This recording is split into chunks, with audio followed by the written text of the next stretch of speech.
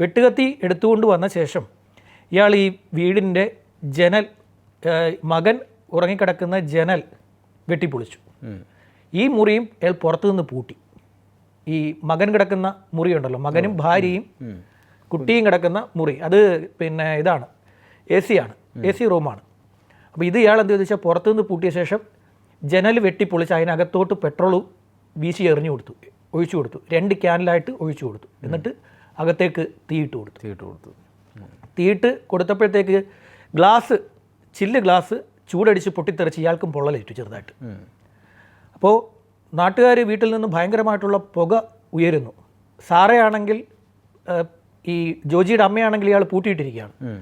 അപ്പോൾ തൊട്ടടുത്ത വീട്ടുകാർ ഓടി വന്നു.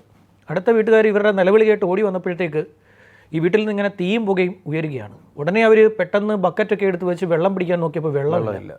വെള്ളം കളയാൻ വേണ്ടിയിട്ടാണ് ഇയാളിത് ചെയ്തത്. അങ്ങനെ എന്തെന്ന് വെച്ച് കഴിഞ്ഞാൽ നാട്ടുകാർ ചേർന്നത് ചവിട്ടി പൊളിച്ചു. അപ്പോൾ തന്നെ വണ്ടി വിളിച്ചപ്പോൾ തന്നെ ഈ കുട്ടി തറയിൽ കിടന്ന് ഉരുളുകയാണ്. മെത്തയ്ക്ക് തീ പിടിച്ചു പോയി. മെത്തയിലേക്കാണ് ഒഴിച്ചു കൊടുത്തത്. മെത്തയ്ക്ക് തുണിക്കൊക്കെ തീ പിടിച്ചു കഴിഞ്ഞാൽ പിന്നെ അത് അണയ്ക്കുക എന്ന് പറയുന്നത് വലിയ പാടാണ്. ശരീരത്തിൽ ഒട്ടിപ്പിടിക്കും. അദ്ദേഹത്തെ ശരീരത്തിലേക്ക് അവിടെ നിന്നും ആളി പിടിക്കുകയാണല്ലോ. അങ്ങനെ ഇവരുടെ ദേഹത്തേക്ക് തീ പടർന്നു.